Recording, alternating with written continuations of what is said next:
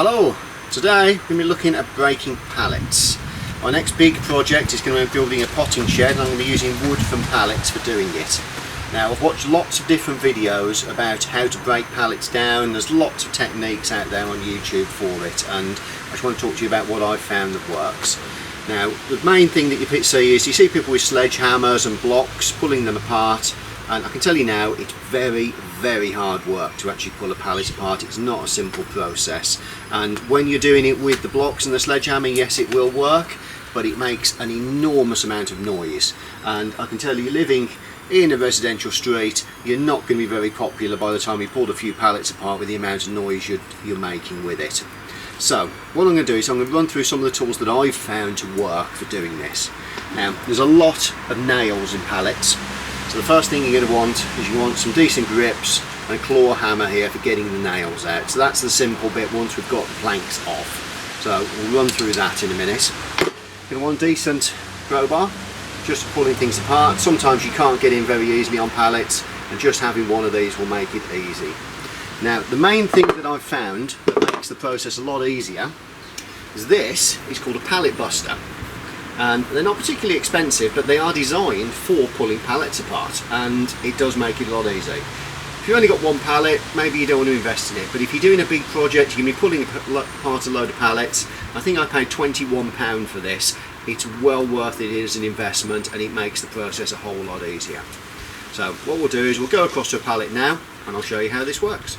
Got my pallet buster here, I've got a pallet, let's give this a go. So you've got the two nice big prongs here, get them in as far as you can. There we are, look at that. Lifts off, nice, and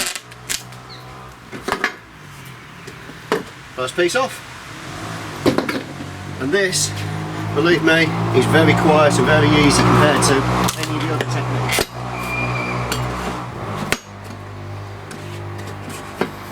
Put a foot on, just stop that coming up. There we are. And there we are.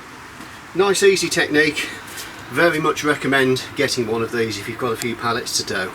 So just have a look at some of these here, and we can come over to the workbench in a second. I'll show you about just getting some of these nails out and cleaning up the wood. Got my first piece of wood here. You can see plenty of nails in it. Quite often when you're pulling them out, you might find a lot of the nails are bent. So best thing to do is just to straighten them up a little bit to start with. Just get some grips. Just get them straight.